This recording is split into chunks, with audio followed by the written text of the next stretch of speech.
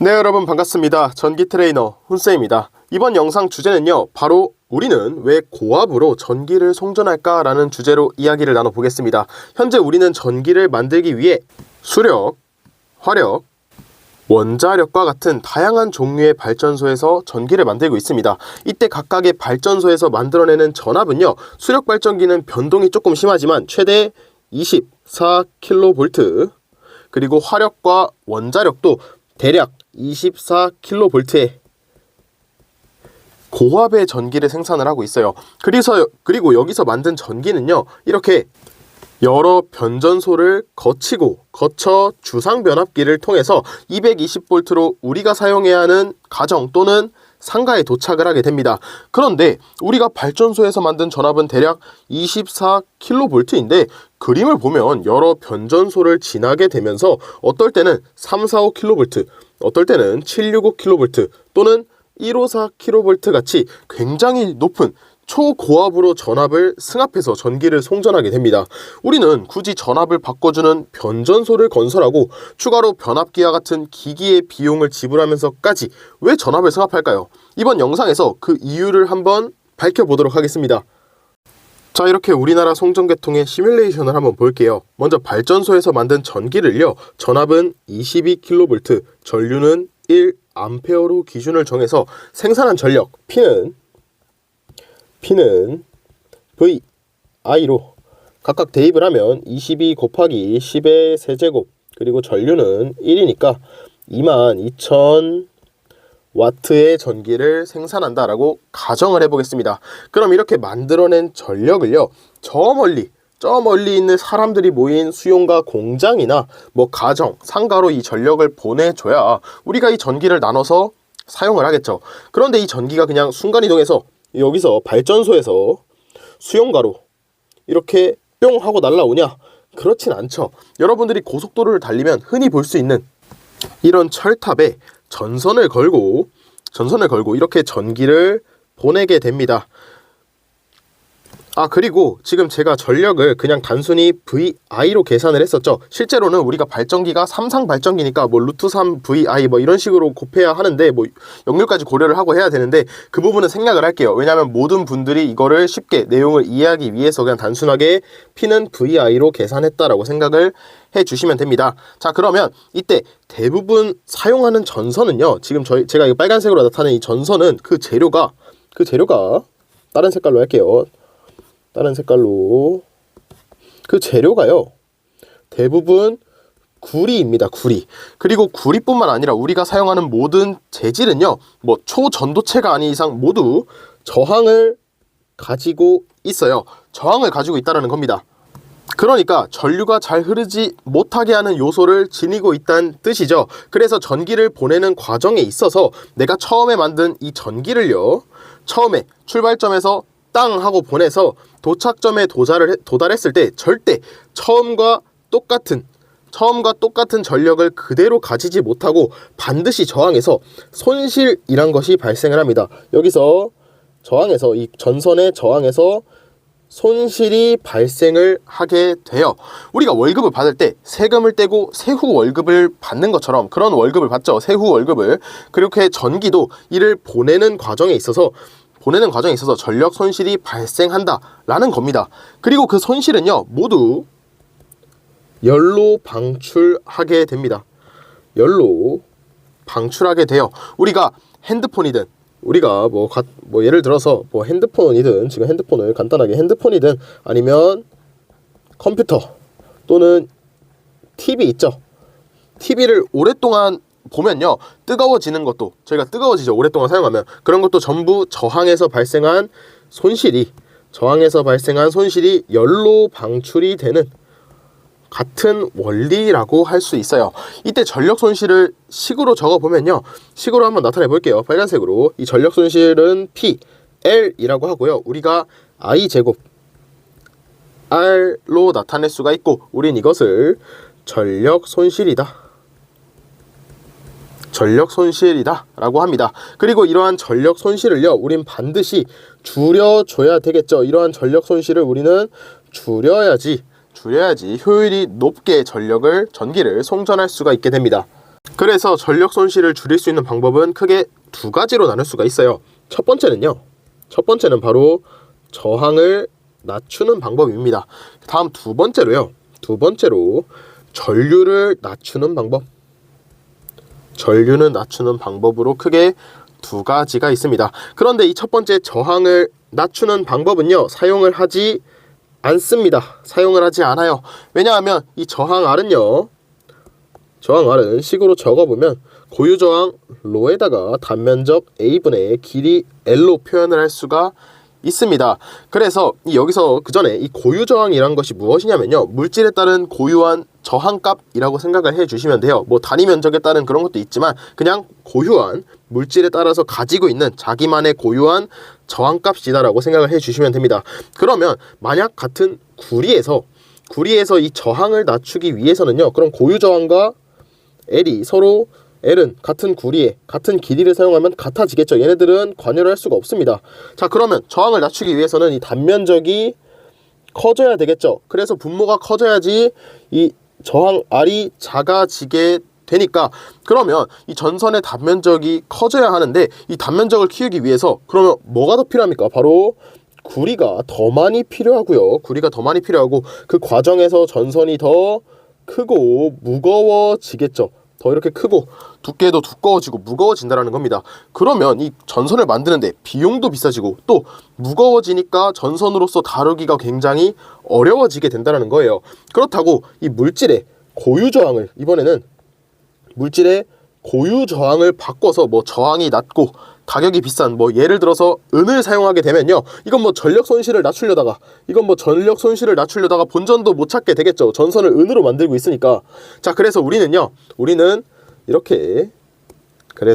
전류를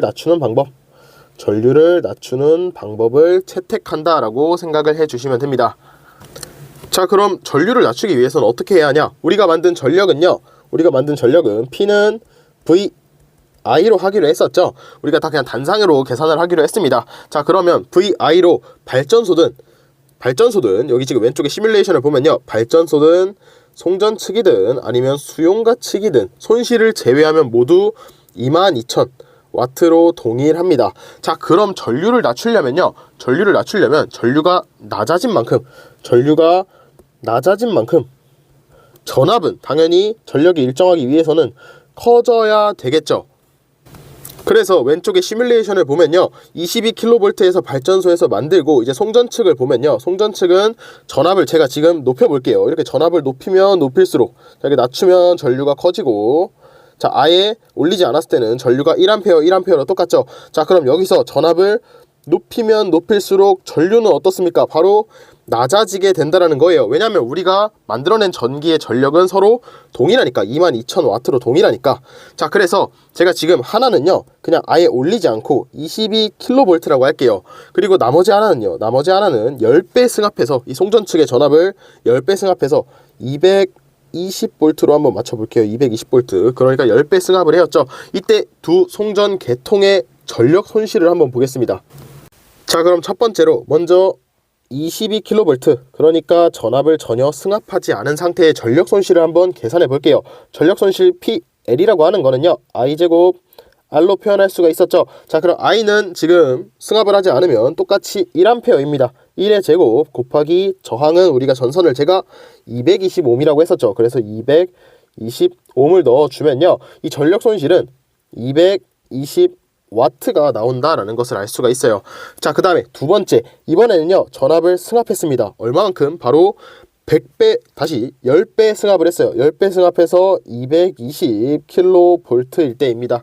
이때 전력 손실을 한번 계산해 보면요, 똑같이 I제곱 R이고, 전류는요, 제가 10배, 전압을 10배 승합을 했으니까 전류는 10배 감소해서 0.1이죠. 0.1의 제곱 곱하기 저항은 똑같이 220입니다. 동일하게. 이것을 계산하면요, 2.2W가 나오게 됩니다. 여기서 우리가 저항 말고 전류를 감소하는 이유가 하나 더 있어요. 왜 그러냐면 이 전류는요, 지금 전력 손실 공식을 보시면 I제곱 R로 전류는 제곱에 비례합니다. 전력 손실의 제곱에 비례를 하고요, 저항은 그냥 비례해요. 그 말은 즉슨 내가 전류가 2배 감소하면요, 전력 손실은 4배나 감소를 하고요. 만약에 10배 감소하면요, 전력 손실은 100배나 감소를 한다라는 겁니다. 반면에 저항은 내가 2배가 감소하면 똑같이 전력 손실은 2배 감소하고요. 저항이 10배 감소하면 전력 손실은 똑같이 10배 감소하게 돼요. 그럼 당연히 이렇게 훨씬 감소하는 폭이 더 큰 전류를 줄이는 게 더 효율적이다라고 할 수 있겠죠. 자, 그리고 또 어떤 장점이 있냐? 바로 전선 굵기가 얇아지게 됩니다. 이게 왜 그러냐면요, 우리가 그 시설 안에 사용하는 전선은, 제가 이렇게 전선을 한번 그려볼게요. 이렇게 전선은요, 이 전선에 전류가 흐르는데 이 전선이 버틸 수 있는 그 전류에 맞도록 굵기를 선정하게 됩니다. 그런데 내가 전류를 적게 흘려 보내주면요, 굳이 이 전선을 굵게 만들 필요가 없겠죠. 이렇게 얇은 전선으로도 내가 지금 사용하는 전류를 모두 흘릴 수 있다라고 한다면 굳이 두껍게 하는 게 아니라 이 얇은 전선을 사용하면 된다라는 거예요.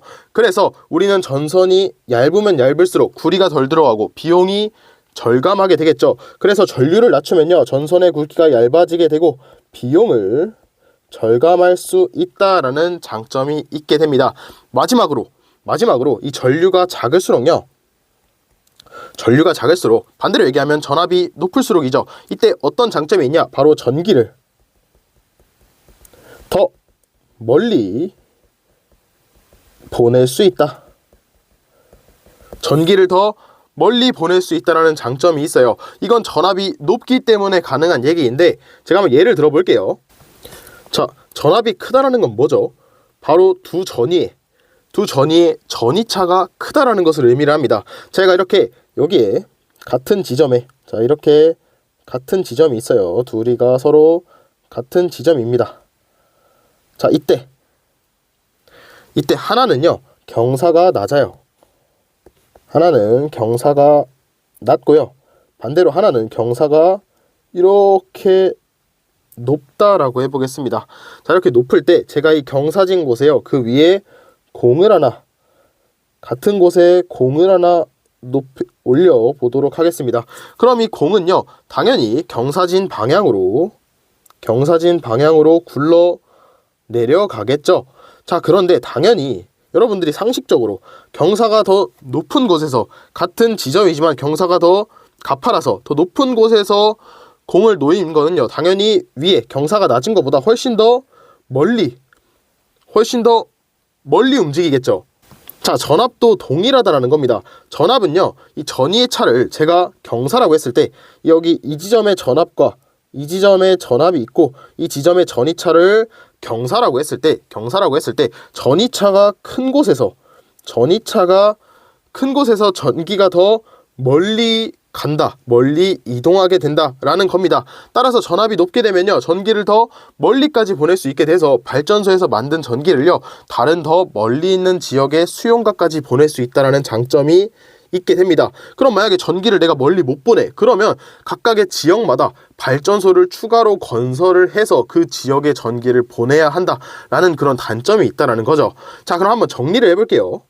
자, 정리하면 우리는 전기를 전선을 통해 송전하게 된다라고 했어요. 이렇게 철탑이 있고요, 철탑에 시설된 전선을 통해서 전기를 송전한다. 자, 그런데 우리는 이 전선에 지금 있는 이 저항에 의해서 전력 손실이란 것이 발생한다라고 했어요. 우린 이 전력 손실을 당연히 감소해야, 줄여줘야 송전의 효율이 더 높아지게 되겠죠. 그래서 우리는 이 전력 손실을 감소하기 위해서 저항을 낮춰주거나 전류를 낮춰줘야 하는데, 저항을 낮추지 않는다라고 했어요. 왜냐하면 우리는 전선의 굵기, 그리고 송전 거리, 그리고 전력 손실 감소폭을 고려해 보았을 때 경제적인 면에서 효율이 훨씬 더 좋은 이 전류를 낮추는 방법을 채택했다라는 겁니다. 자, 그러면 이 전류를 낮추기 위해서 우리가 전력 P는 VI에서 이 전류를 낮춘다라는 거는요, 자, 여기 전류를 낮춘다라는 거는 그만큼 전압이 높아져야 되겠죠. 그래서 우리는 발전소에서 만든 전압보다 훨씬 더 높은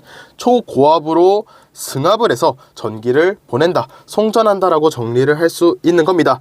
네, 이렇게 이번 시간에는 왜 고압으로 송전하는지에 대해 한번 알아보았어요. 이 내용은 단순히 상식으로 기억하는 것도 좋아요. 그런데 이 전기 자격증에서도요, 실제 출제가 되는 내용입니다. 그래서 이번 시간을 통해서 여러분들이 잘 기억을 해주시면 정말 도움이 될 것 같다라고 생각을 해요.